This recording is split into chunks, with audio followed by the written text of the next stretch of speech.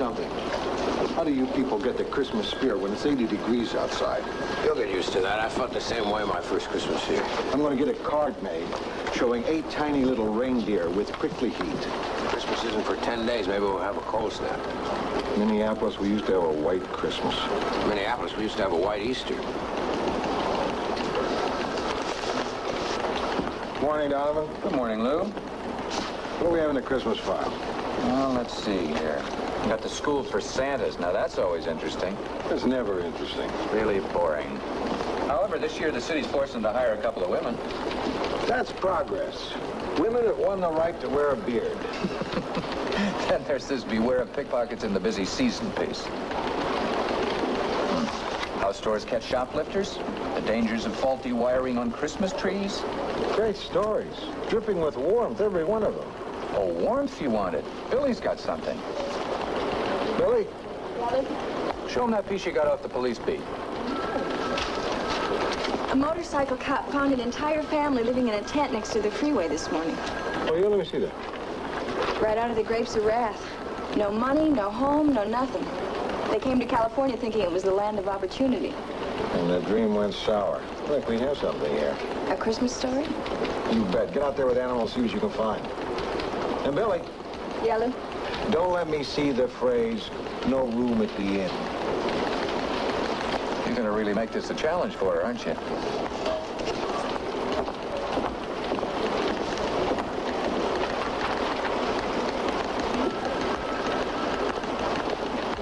Lou, this is our city editor, Lou Grant, County Assessor Walter Harper.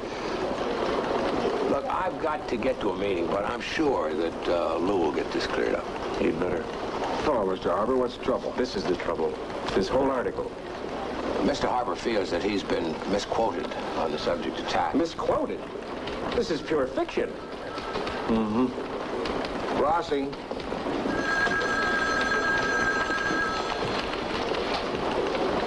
Oh, Mr. Harper? Rossi, Mr. Harper says you misquoted him about raising taxes. No way. Every word's a direct quote. Can you document it? Not to word. Mr. Harper, I stand by my reporter. Do you indeed? Well, I have an appointment with your publisher in 5 minutes. Perhaps you'd like to stand by him up there. Okay, fine. I'd love to join you, but I know. You have a meeting. Excuse me.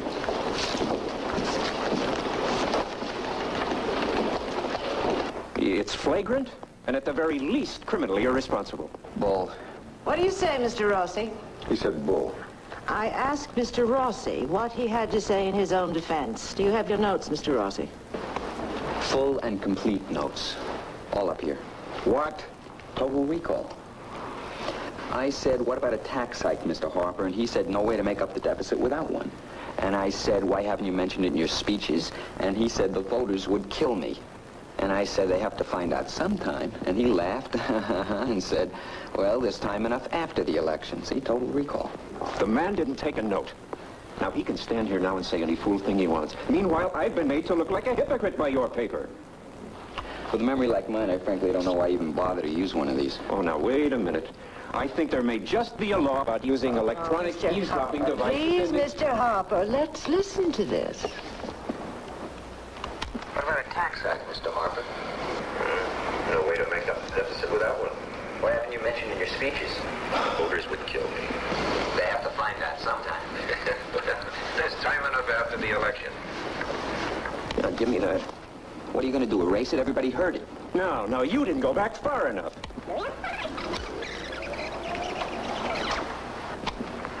Can I ask you a couple more questions? I've said all I wish to say. Anything else will have to be off the record. What about a tax hike, Mr. Harper? You heard it. It was all off the record. I don't believe in off the record to help a guy shaft the people. Doesn't off the record mean anything at your paper anymore, Mrs. Pynchon? Yes, it does, Mr. Harper. And you have my assurance we will deal with this. I would hope so. Oh, good afternoon.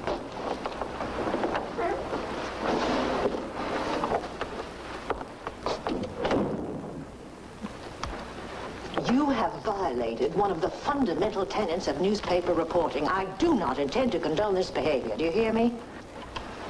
But Mrs. Pinchon, Do you hear me, Mr. Rossi? Yes, yes. Good. Now, will you please leave us? Wait for me downstairs. I want to talk to you.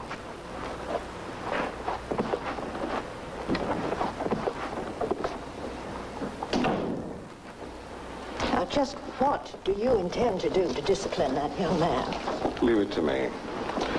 When you're dealing with a man of his talents, you have to be careful.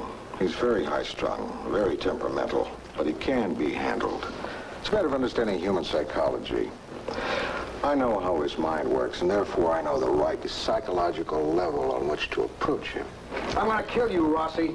Let's not make irresponsible threats. It's not irresponsible. It's carefully thought out. I'm going to kill you. Look, Lou, not physically, you understand, much as I'd enjoy it. No, I'm going to kill you intellectually. I'm going to break your spirit.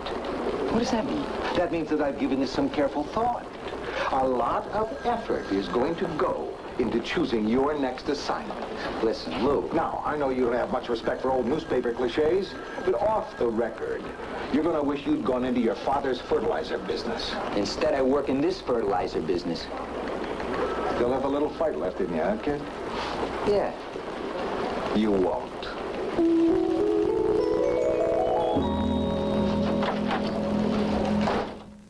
Lou Grant will continue in a moment here on A&E.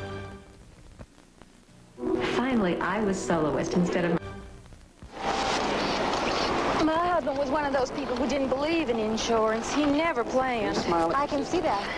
But he always took care of us somehow. It wasn't until he died that I realized how little we had, in the way of money, that is. And you were left to take care of the 5 children yourself? 4 children. Oh, I'd have liked to have more, but I believe in population control. Right. Sit. Thank you. And you had to raise them yourself? So I'm not complaining. I'm grateful we're all together. No one's sick. We're lucky. Now, isn't this a pretty place? There were some beer cans and the like scattered around, but we cleaned them up. But they won't let you stay here, will they? I bet they'll leave us alone till after Christmas. I sure hope so. We're putting up our decorations. Why don't you hold up your little sister so she can hang that item? Yeah. And after Christmas, we'll find someplace else. We own the tent. The grass is free and the sun is warm. At least in California. I think you're amazing. No, we're not. Honey, people survive. Our rent is free, no medical bills so far, and we're together. I wasn't kidding. I think we're lucky. Great.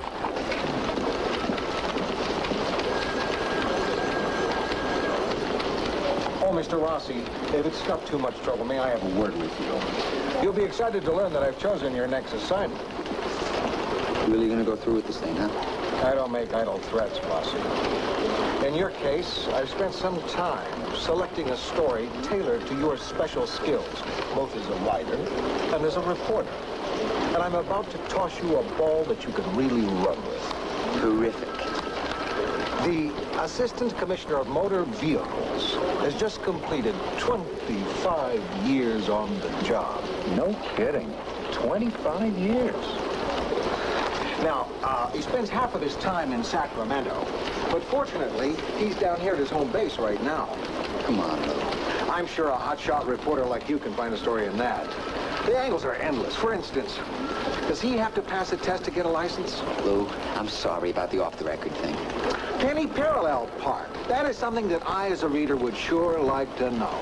Really sorry. You don't know how sorry. How many licenses does he issue each day? Each week? Each year? For God's sake, Lou, how many times a year does he commute between L.A. and Sacramento? Why, I didn't even think of that one. I apologize. Is that what you want? Maybe you could spend a typical day traveling with him between cities. L.A. to Sacramento. Sacramento to L.A. Do you want me to grovel? Is that it? No. I want you to go out and cover this story.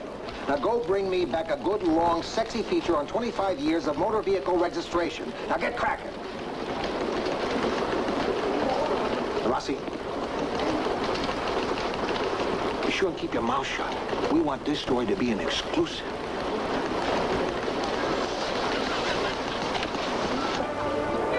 You like it?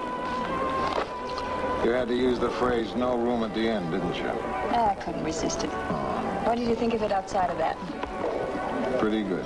And? What do you mean, and? That's as gushy as I get. Billy, I saw your byline in the Trib about the family in the tent and all. It was a wonderful article. Thank you very much. Just beautiful. Thank you. I was terribly moved by it. Mr. Grant was just saying the same thing. I tell you, when I read that... Can I have some more coffee, please? Oh, right away. Billy, I wonder, I'd really like to help that family. I know it's not much, but would you give them this? Oh, no, I can't. Oh, look at that. Vivian! No, don't do that. She wants you to give it to him. You only make her feel stupid if you give it back. Well, what'll I do with it? Give it to those people. $2? You may get some more. If you touch Vivian, you probably touch some others. I bet you get some more. You think so? I wouldn't be at all surprised.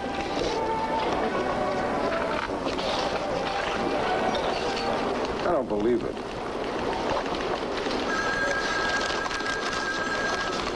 Please forward this check for $20. It may help a little. Here's another one with money in it. Cash, $10. Please give this to those poor people. Who sends cash in the mail? When I realized how lucky my family is, instead of buying Christmas presents this year, we decided... You're going to have to open a bank account for these people and deposit all this stuff. I know. Please tell them not all Americans are selfish, and give them this check. The whole city's opening his heart. There isn't one negative letter. Yes, there is. Don't encourage welfare bums and left-wing perverts. I have evidence communists killed Herbert Hoover. Signed T.J. Eckert, Professor of Romance Languages, Glendale College. That one doesn't count. He sends that every week. Oh, look at that. I appreciate you giving me your time, Commissioner. Oh, that's okay. Go on in, sit down. Make yourself comfortable. You caught me on a slow day, and I only have 5 of those a week. I know some people hate talking to reporters. No, I don't mind at all. I don't for the life of me know what story there is in me, but then I don't know much about newspapers. I do read them, and this sure sounds dull to me. Well, to tell you the truth, I couldn't agree with you more. It's my boss's idea. I'm being punished. Well, now, that's flattering as hell, you know that. Oh, I'm sorry. No, listen, don't be sorry. I mean, there is simply no story in Malcolm Finley. But I've got to do it. So what I thought I'd do is I'd go to your home, take some pictures. Of what? Your wife, your kids, your dog, anything to pad. Oh, no. I can't agree to that. Why not? Because my wife, Mrs. Finley here, has a thing about reporters. And she's a very private person. I'm just talking about puff stuff. You know, wife of the commissioner. Does she worry about her driving? Do her friends come to her to try to get their tickets fixed? I know, but she just does not want her family in the public eye. You know, she's shy and uncomfortable with interviews. And, well, let's face it. She does have a right to her privacy.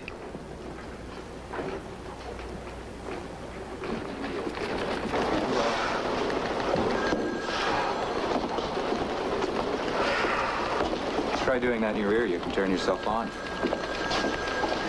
It's so hot, my shirt is sticking on my body. Oh, well, here's the new weather forecast. It's going to cool off on Christmas Day. Oh, yeah? Oh, yeah. A real cold snap. The mercury will be plummeting all the way down to 80. Then I guess I won't bother to wax the runners on my sled. You remember the winters when you were a kid? Yeah. Actually, they were pretty much like this.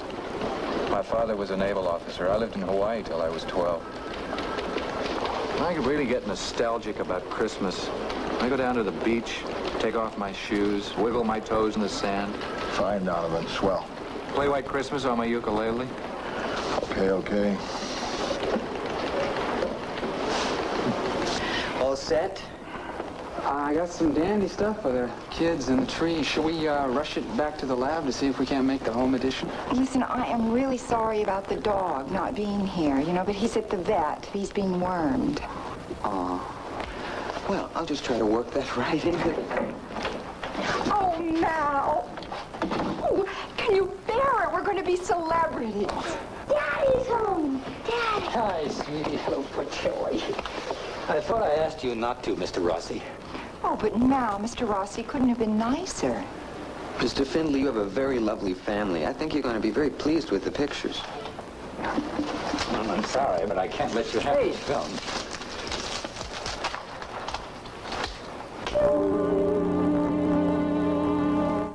Lou Grant will continue in a moment here on A&E.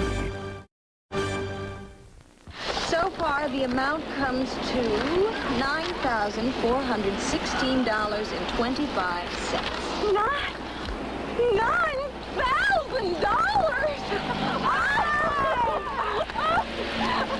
I can't get used to that word, thousand. Now, if you said 100, I might be able to believe it. No, I still wouldn't believe it. Here's your bank book. All you have to do is sign this card, and it's all in here. Oh, you see that, kids? We're rich! Well, I wouldn't say rich exactly, but you won't have to spend Christmas in a tent at any rate. Oh, that's for sure. There's just one thing I gotta tell you, though. I'm kind of ashamed to say it, but you'll have to show me how to use this. You see, I never had a bank account before.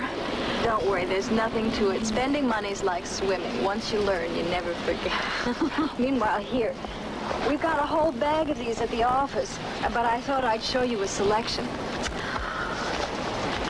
I'm going to answer every one of these personally. Every one. Oh, my, would you look at these? And there's more coming in. Instead of toys this year, thanks for teaching my family the true meaning of Christmas. Oh. They're moving into a real apartment this afternoon. Huh? I thought we could all chip in and send them over a Christmas tree. Not a bad idea. We ought to get two while we're at it. We need one around here. The city room? Or a wreath. We should have something. What's this? Lou wants something to make it feel like Christmas around here. How about a drink? That might help. Hey, seriously, we are going to have a party, aren't we? A party? What do you mean? Christmas party. Gonna have a Christmas party Christmas Eve, right after we put the city edition to bed. Gotta have a Christmas party. I think most people would rather go home on Christmas Eve, Lou. They can go home any night. Christmas Eve should be something special. What do you say, huh? We'll get some decorations, some eggnog, huh? We'll get some booze. Well, I really think most people would rather be with their families.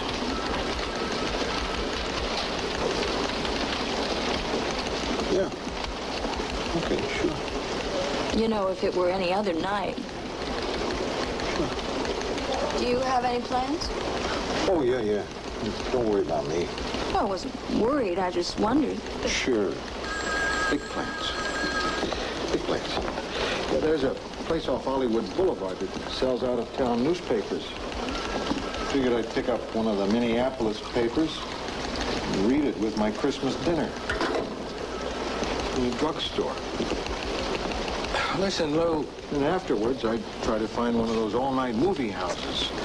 Maybe one that's showing Miracle on 34th Street. I love that movie. What harm could a little party do? So people get home an hour later. So what? Exactly. Christmas comes but once a year. All right, I'll start spreading the word. Well, you sure it's no trouble? What trouble? A little eggnog, a little booze. I'll bring the decorations. Here's some more mail, Billy, about that family. Put it on your desk? No, give it to me, Ivan. Show this to Mrs. Pinchon. She will be so tickled. In the follow-up I'm doing, I described the response. Yeah, but I want her actually to see these letters. I mean, this is tangible proof of what kind of job we've been doing. Charlie, she already knows what kind of job we've been doing. In fact, I have a better idea. Donovan, find the animal, send him up to the tower. What for? to shoot Mrs. Penchant behind a desk piled with mail. Look at him. He looks sort of like an Ivy League Santa Claus. Who'd ever believe that beneath that gentle, kindly exterior was a gentle, kindly man? He really gets into the old Christmas spirit, doesn't he? Have you ever been to his house at Christmas? It's really wonderful. They decorate the bathrooms. Oh, come on. I'm not kidding. I'm not kidding. Right on the back of the John one time, I looked down, there was this tiny little Santa and all his reindeer. That's beautiful. My father was like that. He used to build snow sculptures on our front lawn. Not just snowmen, whole castles. And angels. Ah, that's Christmas. Where'd you grow up anyway? Bismarck, North Dakota. Yeah, that's cold. Cold. You know what we used to do when we were kids? We used to have to put our bus money in our mittens before we left the house. Because it was so cold you couldn't take your mittens off to get the change out of your pocket. Yeah. Don't you wish you were back there right now? What for? It's 10 below zero. I love this warm weather. You must have been a big disappointment to your father.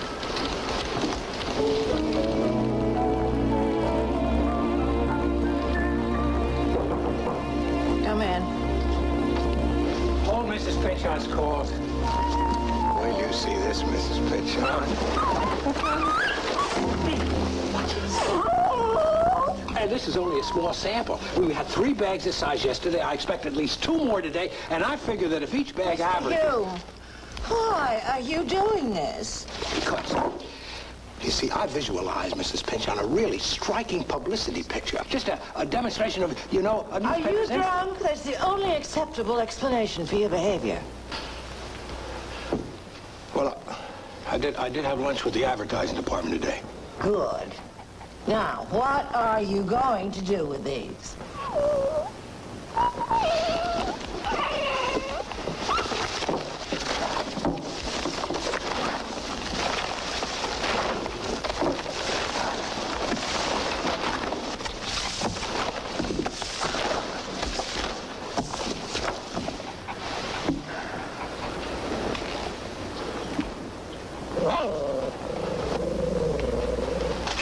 No, not now, animal.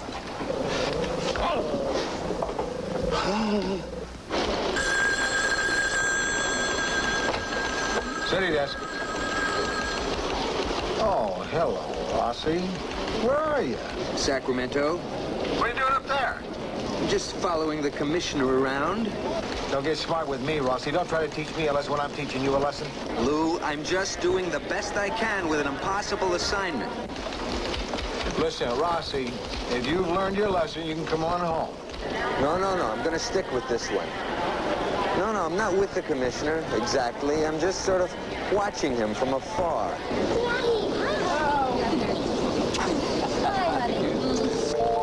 I gotta go now, Lou. And Lou, thanks for the assignment.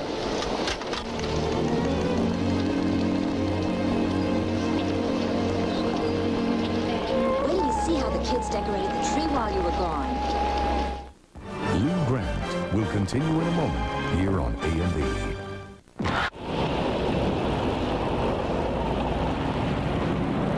Hey, this isn't bad. Better than a tent and a whole lot drier. Yeah, that's right. Rain followed by mildew. That's your version of a white Christmas out here. That's one of Emily's kids. Hi, Frankie. Attaboy. I used to make a few bucks myself polishing cars. You didn't have to do that. Oh, just little things. For the younger kids. I like buying toys. That's lucky for your granddaughter. Yeah, it worked out nicely. She likes breaking toys.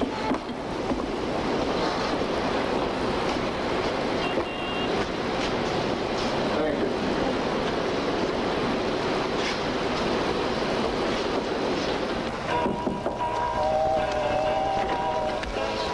Why, Miss Newman, how nice to see you. Emily, this is Lou Grant, my editor. Pleased to meet you, Mr. Grant. Lou, pleased to meet you, Emily. You're a plucky woman. I'm a lucky woman. Come on in. Your newspaper changed our life. I can see that. How do you shut that thing off? Ain't bothering you. Mama, when's the man gonna hook this up? I Frankie to take you for a ride. I mean it. Frankie got a new car. You should see it. You mean that car is his? Yeah. Isn't it a pretty color? Oh. Why don't you sit down? Emily, how did you buy a new car and all this with $9,000? I mean, how... Don't tell me, I know. Wouldn't begin to do it. Just barely covered the down payments. Down payments? What happens when it's time to make the rest of the payments? Well, that's not for 60 days. Right now, my children are going to have the Christmas they always dreamed of. This is a Christmas Rockefeller never dreamed of. How could you do this? I don't understand. Oh, we never thought the money would go for this. Were we supposed to check with you before spending it? You didn't tell me. Well, no, but... We never had any money, Miss Newman. We always been poor. So was I. I spent a couple of Christmases in the Depression, so don't tell me about poor. Nice. I can remember what my mother used to do. I don't At Christmas. care. It's mine. This looks better. It's mine, though. Hey! I'm talking about my mom.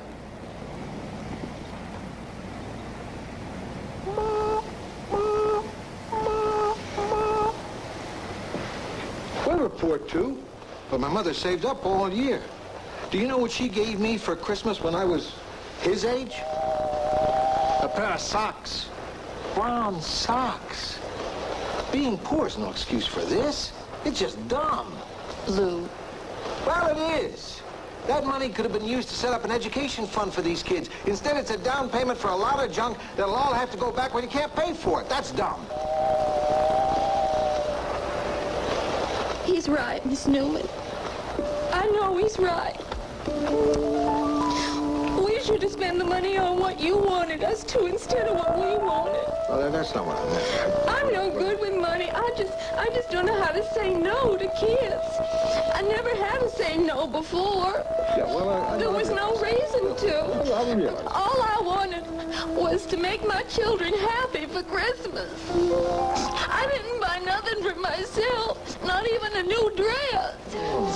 But if they were happy, then it'd be a lot easier for me, and then maybe I bought that for myself. I wasn't thinking about their future, and that is dumb. And I'm dumb. And I don't deserve the money. Oh, no. You do. I mean, how do you say no at Christmas? Look. You don't. You don't. Nobody does. Christmas is a time to splurge. In fact, I came here to invite you to the Christmas party we're having at the newspaper tomorrow night. Really? Yeah. Sure. So, we'll see you tomorrow night, huh? What about these? What? Those? Oh. No, these are just, my laundry. Tomorrow night.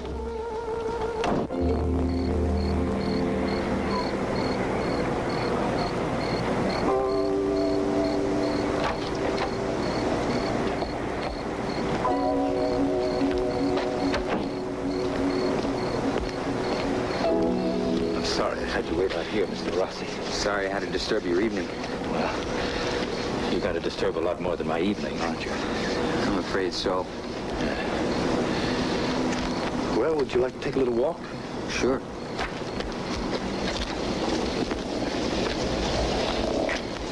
How? That's the obvious question. How did you come to be married to two women at the same time? Well, it's easier than you think. You have to understand, Mr. Rossi, that what's unusual about me is simply that I'm a very ordinary man to whom something extraordinary has happened. How long has this been going on? For 13 years. 13? Wow. My job makes me travel back and forth almost constantly between Sacramento and Los Angeles. And it was on a trip to Los Angeles that I met Kay. And I began to see her more and more, and I suppose that sort of thing happens quite often. But other men don't marry their girlfriends, at least not without divorcing their wives first. Well, I love my wife, Alma. I still do.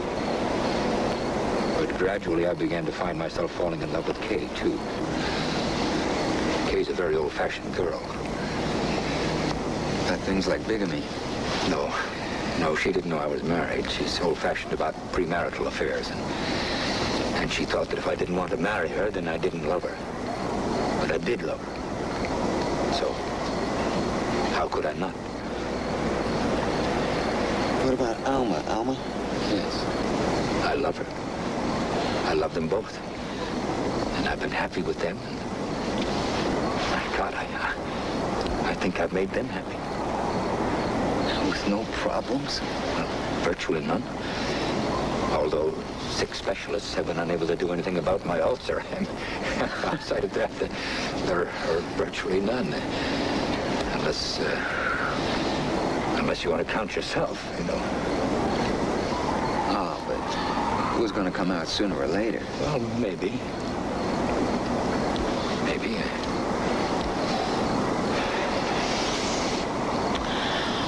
It's going to hurt an awful lot of people. Really damage them. The thing is, to you, it's just a story, see?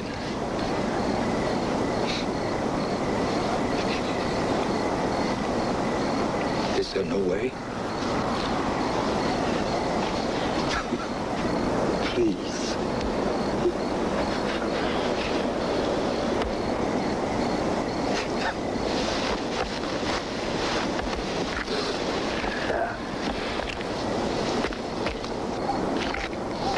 Forgive me for that. Sure. Let me ask you a favor, then, if I may. Can I see a copy of the story before it appears? You know, not much before, but just enough to give me some time to prepare before they see it. I'm sorry, really. We just don't do that. It's our policy. It could lead to real problems in some cases. Yeah. Yeah, I guess I can understand that.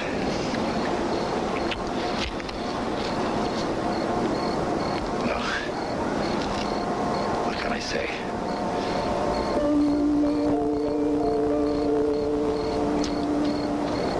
Thank you for talking to me.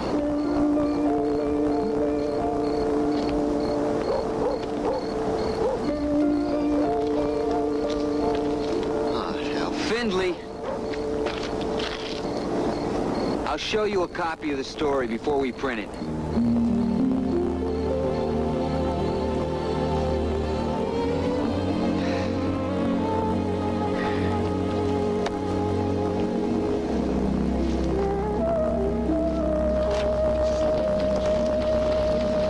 Hey, Lou. Oh, how was Sacramento? Theater still as good up there as ever? I have got a story, a real story. Fine. Go write your story. I don't have to. The story will write itself.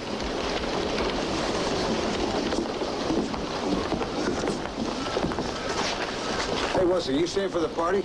Oh, gee, Lou, I don't know. It's Christmas Eve. I know it's Christmas Eve. That's why we're having a party. Everything except for the party? I'll be there. How many people you have lined up? I'll be there. Lou Grant will continue in a moment here on A&B.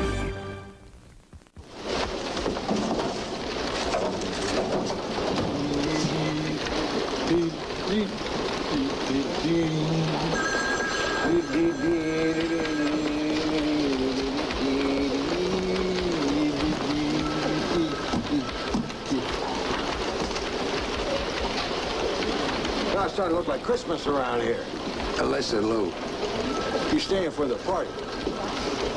Well, actually, Lou, I wouldn't miss it. All right. It's Christmas Eve. Right. And listen, Lou, Mrs. Pinchon wants to see us right now. Oh, yeah? What for? I don't know, but as you say, it is Christmas Eve. Uh-huh. A time at which... It is not unheard of to award small cash rewards to trusted and loyal employees. That's what I always like about Christmas. The traditions.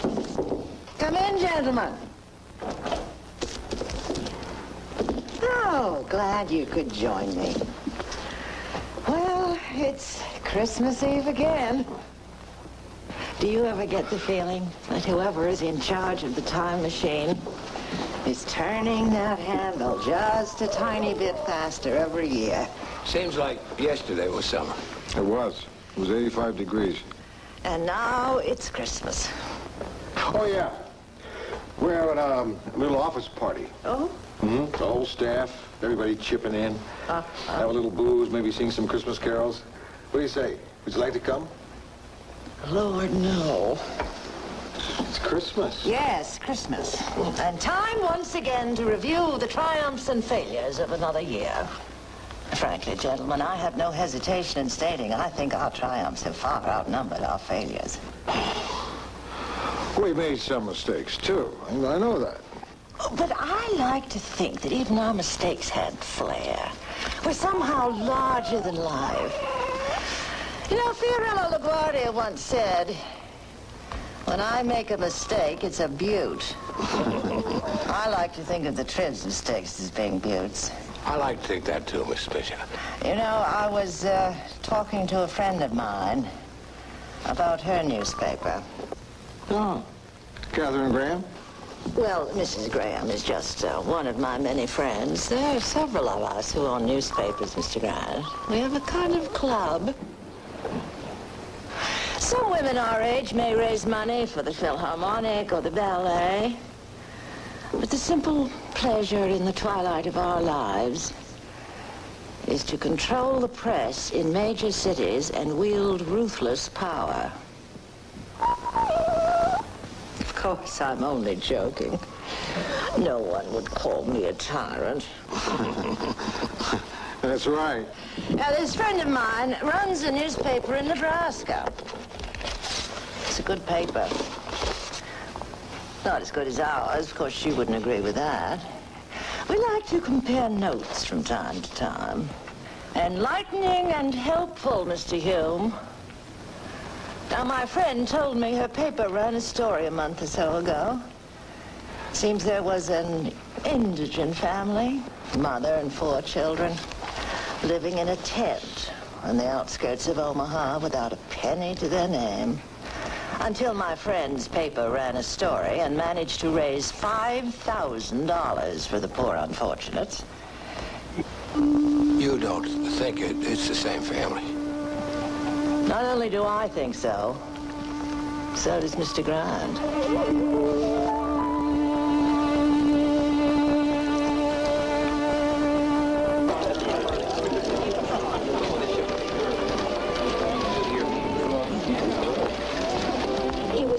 $4,000. You mean to say... They say it was $5,000, and somebody on that paper kept $1,000 of our money. That really makes you wonder about people, doesn't it? How can you say it was your money? People send it in for us. Oh, well, you take your chances. In Dallas, for example, when they ran that story, we didn't get a penny. Of course, that was in August, and you can't make people feel much sentiment in August.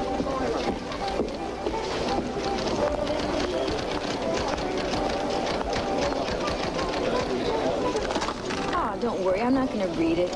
I just brought you a drink. You brought me a drink. What's the occasion? Rossi, the occasion is called Christmas Eve in this part of the world. Have a drink. No, thanks. Oh, come on. If I can treat you like a human being one day of the year, you can reciprocate. I'm working. Yes, I see that. We all see that, Rossi, and we're impressed as hell. That's not the point. Yes, it is. Rossi, the total pro, has no time for sentiment. Granted, it would only take 5 minutes to come over, have a drink, and say Merry Christmas, but that would damage the image. You're as hard as nails, and tomorrow's just another day, right? Wrong. Okay, Go back to your story. Don't keep the world waiting.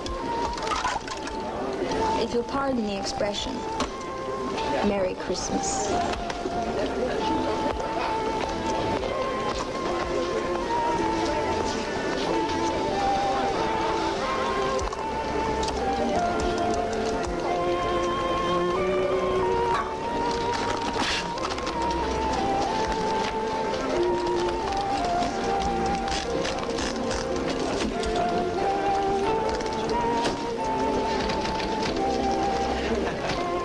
Don't you feel ashamed?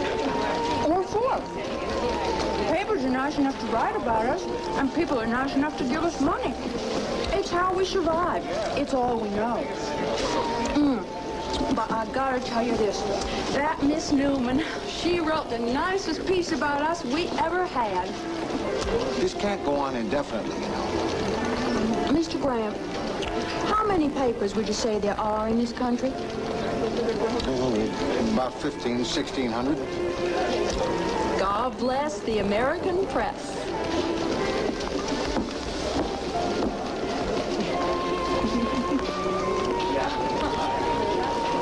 Billy know about her yet? I thought I'd wait until after Christmas to break it to her. Then you can tell her about Santa Claus. No, I'm sorry. I really have to get home. Oh, that's okay. Thanks for coming. Tell your wife Merry Christmas for me. Wait.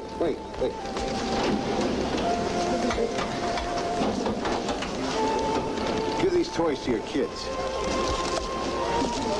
But my kids are grown up. Good, then they won't break them.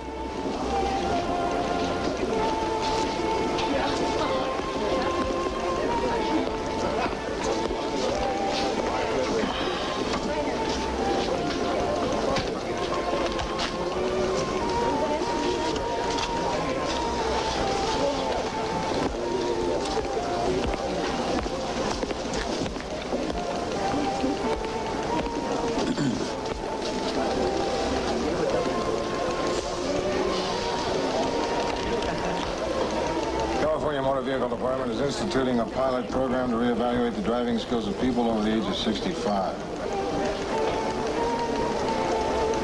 Assistant Motor Vehicle Commissioner Malcolm Finley said the program is patterned after similar programs in other states. What's this? It's the most boring crud I've ever read in my life. This is the story that you came up with? The one that was going to write itself? Guess I was wrong. I thought you could find a story in anything. Apparently I can't. Well, don't worry, kid. It happens to the best of us.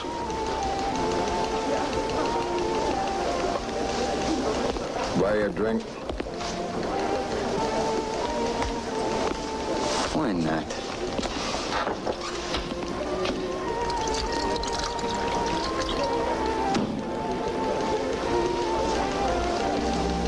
Merry Christmas? Why not?